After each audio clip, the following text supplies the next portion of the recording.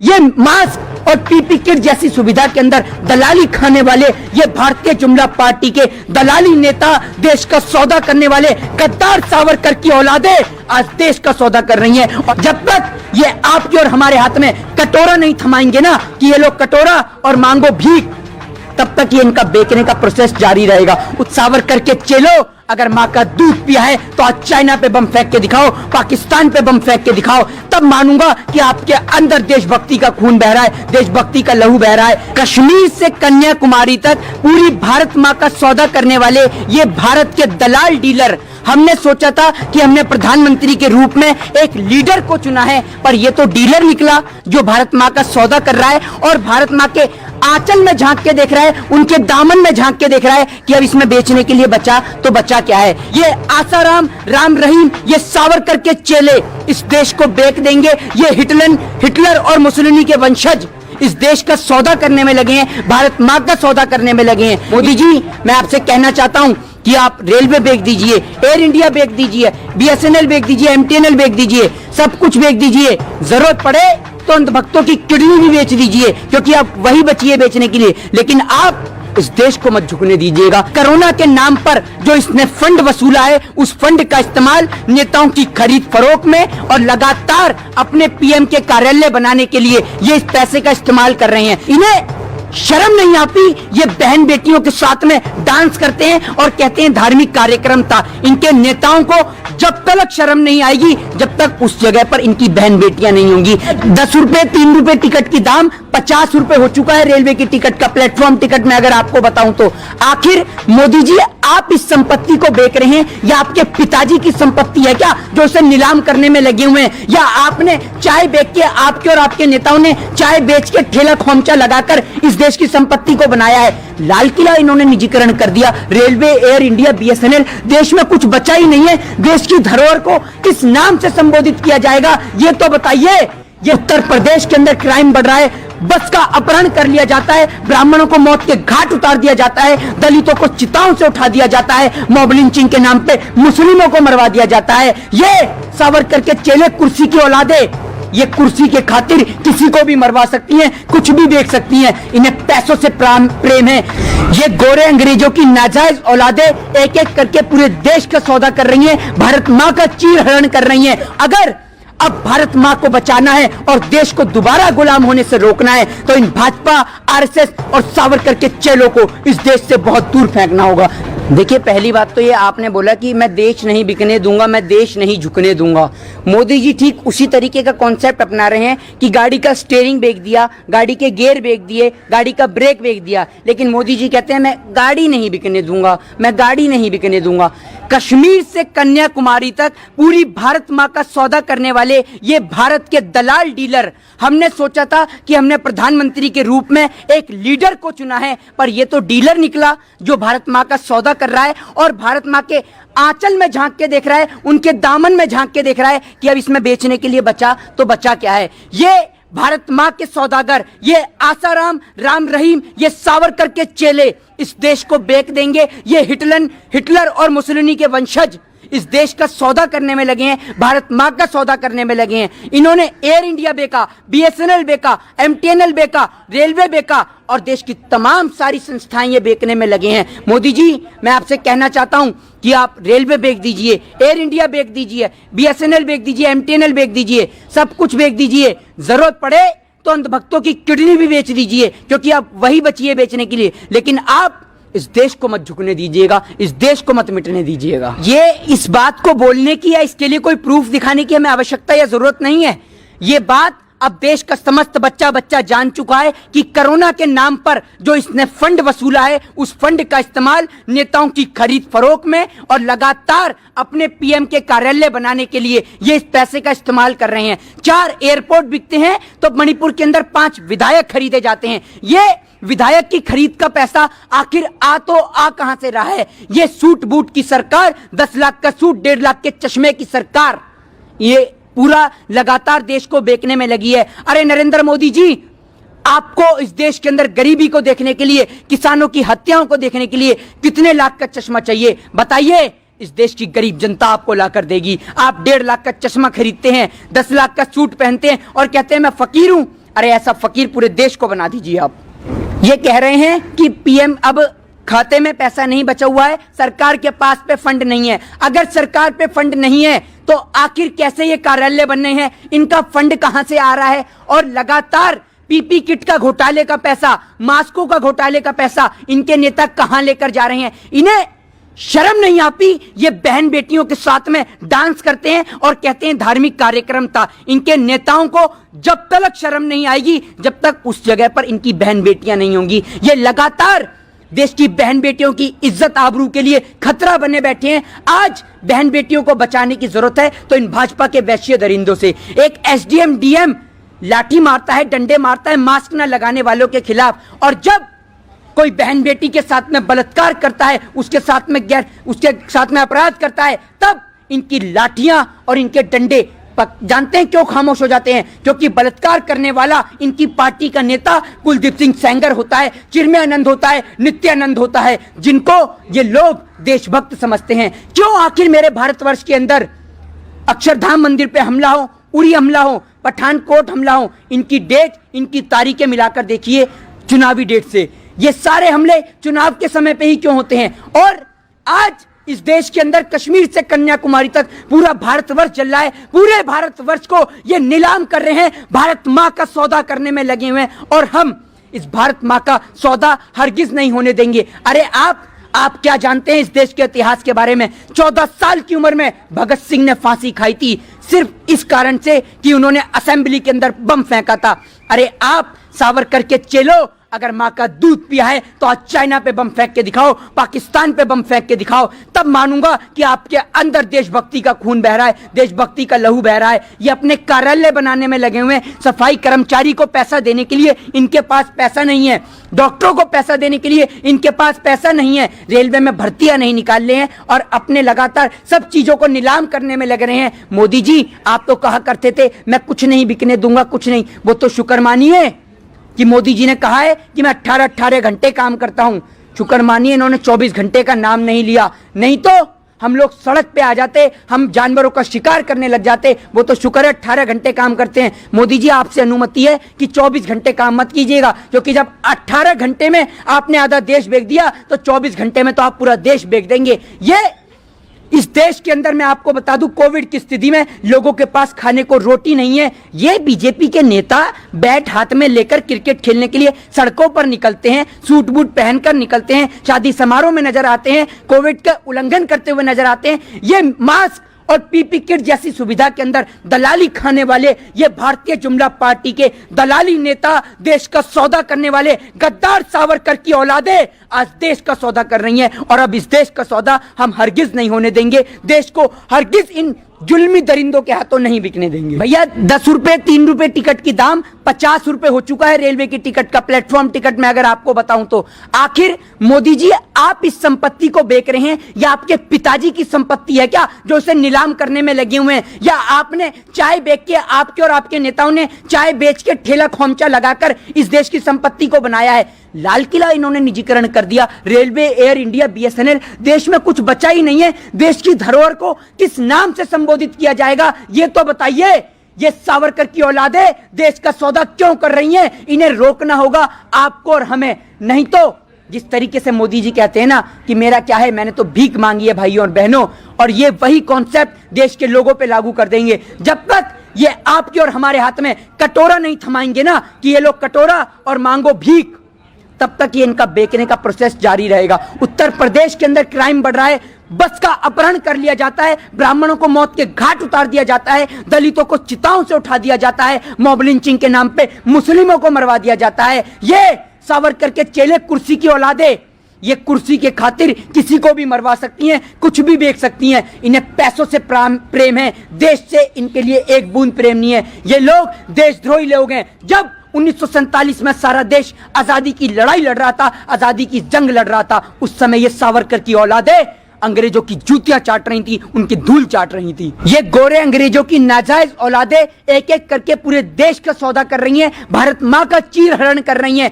और ये बात करते हैं आरक्षण की, भैया आरक्षण किस में दोगे ये तो बताइए। रेलवे और तमाम संस्थाएं तो आपने बेच दी, और पहले लोग पूछते थे कि बैंक में पैसा कब डबल होगा, और अब ये नहीं पता चलता कि कौन सा बैंक कब डूब जाए, किस समय डूब जाए। बैंकों के अंदर लोगों का पैसा सुरक्षित नहीं है। इन्होंने बैंकों की वो हालत कर दी कि लोग अपने पैसों के लिए मोहताज हो गए, दर बदर की ठोकरें खा रहे हैं। और नोटबंदी के समय में जिन लोगों के घर में शादी थी, अरे जाके देखिए तब आपको पता चलेगा। ये इनके घर परिवार है नहीं, ये घर परिवार इनका होता तो इन्हें पता चलती कि घर परिवार की कीमत क्या होती है। एक किसान आत्महत्या कर रहा है, उसको मुआवजा नहीं मिलता है। एक किसान के मरने के बाद लाख रुपए उसके घर पे पहुंच सकते हैं, लेकिन उसके जीते जी से 1 रुपया नहीं मिल सकता। इस सरकार में कोई भी सुरक्षित नहीं है। और अगर अब भारत मां को बचाना है और देश को दोबारा गुलाम होने से रोकना है, तो इन भाजपा, आरएसएस और सावरकर के चेलों को इस देश से बहुत दूर फेंकना होगा।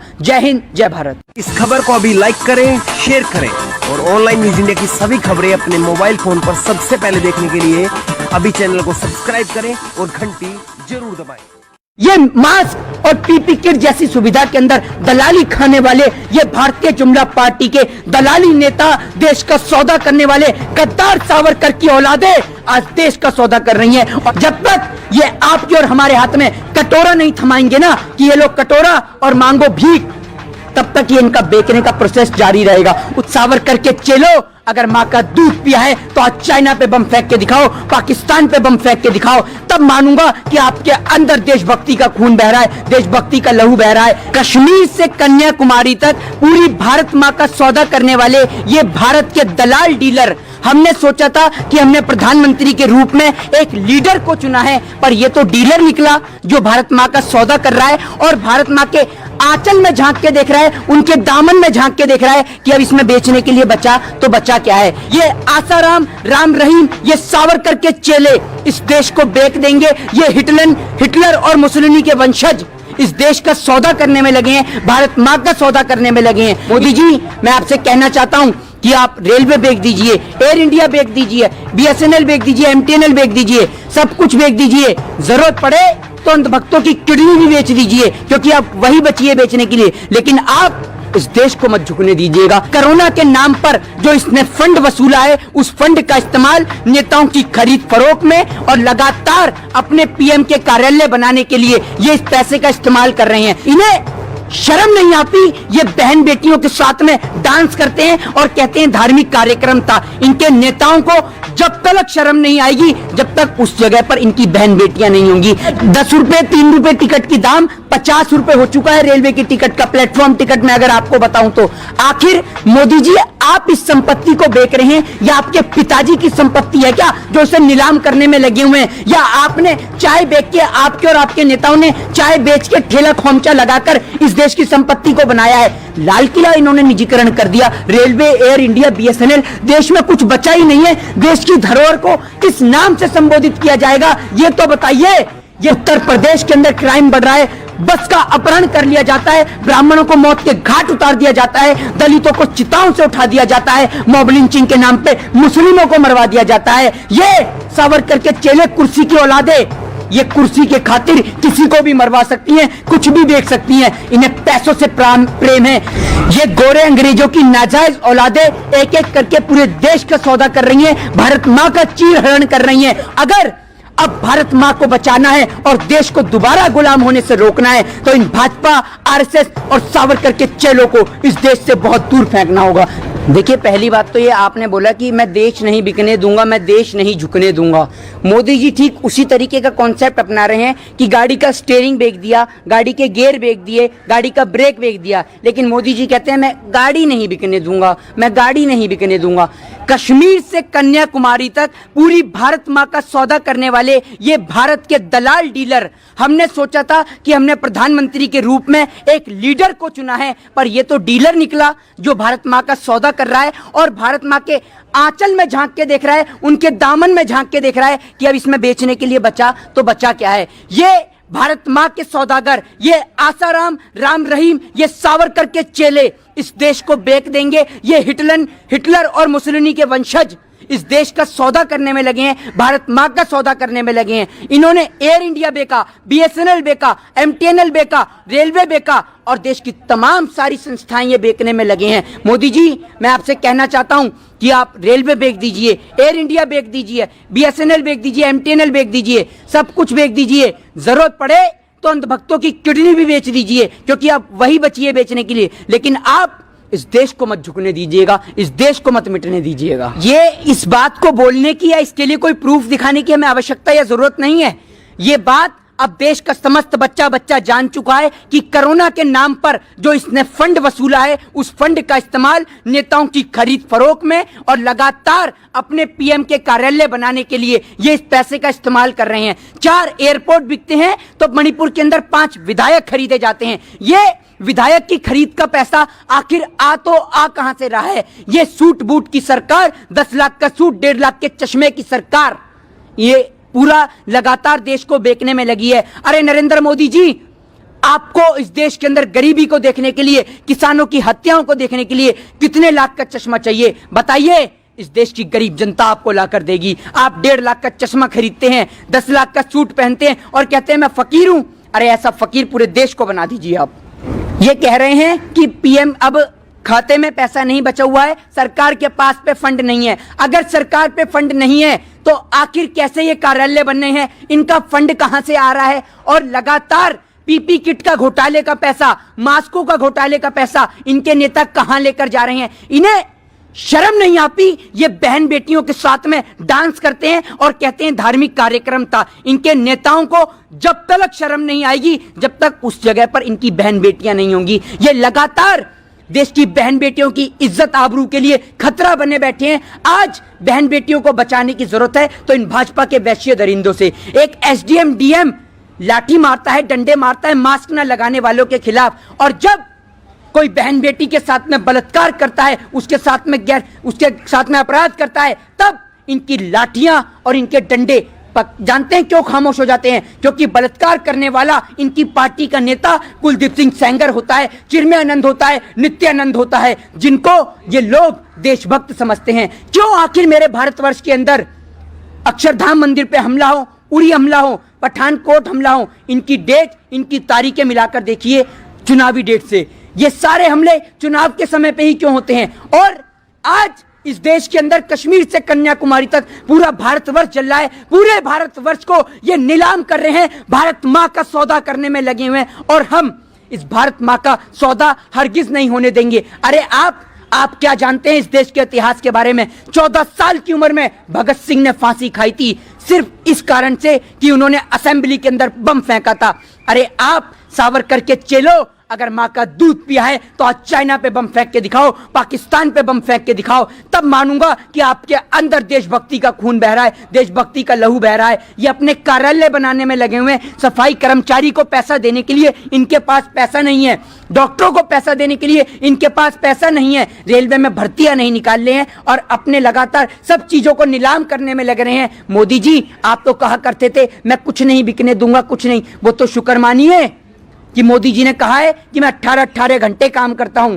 शुक्र मानिए इन्होंने 24 घंटे का नाम नहीं लिया, नहीं तो हम लोग सड़क पे आ जाते, हम जानवरों का शिकार करने लग जाते। वो तो शुक्र है 18 घंटे काम करते हैं। मोदी जी, आपसे अनुमति है कि 24 घंटे काम मत कीजिएगा, क्योंकि जब 18 घंटे में आपने आधा देश बेच दिया तो 24 घंटे में तो आप पूरा देश बेच देंगे। ये इस देश के अंदर मैं आपको बता दूं, कोविड की स्थिति में लोगों के पास खाने को रोटी नहीं है। ये बीजेपी के नेता बैट हाथ में लेकर क्रिकेट खेलने के लिए सड़कों पर निकलते हैं, सूट बूट पहनकर निकलते हैं, शादी समारोह में नजर आते हैं, कोविड का उल्लंघन करते हुए नजर आते हैं। ये मास्क और PP किट जैसी सुविधा के अंदर दलाली खाने वाले ये भारतीय जुमला पार्टी के दलाली नेता, देश का सौदा करने वाले गद्दार सावरकर की औलादें आज देश का सौदा कर रही हैं, और अब इस देश का सौदा हम हरगिज नहीं होने देंगे। देश को हरगिज इन जुल्मी दरिंदों के हाथों नहीं बिकने देंगे। भैया 10 रुपए 3 रुपए टिकट की दाम 50 रुपए हो चुका है रेलवे की टिकट का, प्लेटफॉर्म टिकट में अगर आपको बताऊं तो। आखिर मोदी जी, आप इस संपत्ति को बेच रहे हैं या आपके पिताजी की संपत्ति है क्या जो इसे नीलाम करने में लगे हुए हैं? या आपने चाय बेच के, आपके और आपके नेताओं ने चाय बेच के ठेला खोमचा लगाकर इस देश की संपत्ति को बनाया है? लाल किला इन्होंने निजीकरण कर दिया, रेलवे, एयर इंडिया, बीएसएनएल, देश में कुछ बचा ही नहीं है। देश की धरोहर को किस नाम से संबोधित किया जाएगा ये तो बताइए। ये सावरकर की औलादे देश का सौदा क्यों कर रही हैं? इन्हें रोकना होगा आपको और हमें, नहीं तो जिस तरीके से मोदी जी कहते हैं ना कि मेरा क्या है, मैंने तो भीख मांगी है भाइयों और बहनों, और ये वही कॉन्सेप्ट देश के लोगों पे लागू कर देंगे। जब तक ये आपके और हमारे हाथ में कटोरा नहीं थमाएंगे ना कि ये लोग कटोरा और मांगो भीख, तब तक ये इनका बेचने का प्रोसेस जारी रहेगा। उत्तर प्रदेश के अंदर क्राइम बढ़ रहा है, बस का अपहरण कर लिया जाता है, ब्राह्मणों को मौत के घाट उतार दिया जाता है, दलितों को चिताओं से उठा दिया जाता है, मॉब लिंचिंग के नाम पे मुस्लिमों को मरवा दिया जाता है। ये सावरकर के चेले कुर्सी की औलादे, ये कुर्सी के खातिर किसी को भी मरवा सकती हैं, कुछ भी बेच सकती हैं। इन्हें पैसों से प्रेम है, देश से इनके लिए एक बूंद प्रेम नहीं है। ये लोग देशद्रोही लोग हैं। जब 1947 में सारा देश आजादी की लड़ाई लड़ रहा था, आजादी की जंग लड़ रहा था, उस समय ये सावरकर की औलादे अंग्रेजों की जूतियां चाट रही थी, उनकी धूल चाट रही थी। ये गोरे अंग्रेजों की नाजायज औलादे एक एक करके पूरे देश का सौदा कर रही हैं, भारत मां का चीर हरण कर रही हैं। और ये बात करते हैं आरक्षण की। भैया आरक्षण किस में दोगे ये तो बताइए। रेलवे और तमाम संस्थाएं तो आपने बेच दी, और पहले लोग पूछते थे कि बैंक में पैसा कब डबल होगा, और अब ये नहीं पता चलता कि कौन सा बैंक कब डूब जाए, किस समय डूब जाए। बैंकों के अंदर लोगों का पैसा सुरक्षित नहीं है। इन्होंने बैंकों की वो हालत कर दी कि लोग अपने पैसों के लिए मोहताज हो गए, दर बदर की ठोकरें खा रहे हैं। और नोटबंदी के समय में जिन लोगों के घर में शादी थी, अरे जाके देखिए तब आपको पता चलेगा। ये इनके घर परिवार है नहीं, ये घर परिवार इनका होता तो इन्हें पता चलती कि घर परिवार की कीमत क्या होती है। एक किसान आत्महत्या कर रहा है, उसको मुआवजा नहीं मिलता है। एक किसान के मरने के बाद लाखों रुपए उसके घर पे पहुंच सकते हैं, लेकिन उसके जीते जी से 1 रुपया नहीं मिल सकता। इस सरकार में कोई भी सुरक्षित नहीं है। और अगर अब भारत मां को बचाना है और देश को दोबारा गुलाम होने से रोकना है, तो इन भाजपा, आरएसएस और सावरकर के चेलों को इस देश से बहुत दूर फेंकना होगा। जय हिंद, जय भारत। इस खबर को अभी लाइक करें, शेयर करें, और ऑनलाइन न्यूज इंडिया की सभी खबरें अपने मोबाइल फोन पर सबसे पहले देखने के लिए अभी चैनल को सब्सक्राइब करें और घंटी जरूर दबाएं।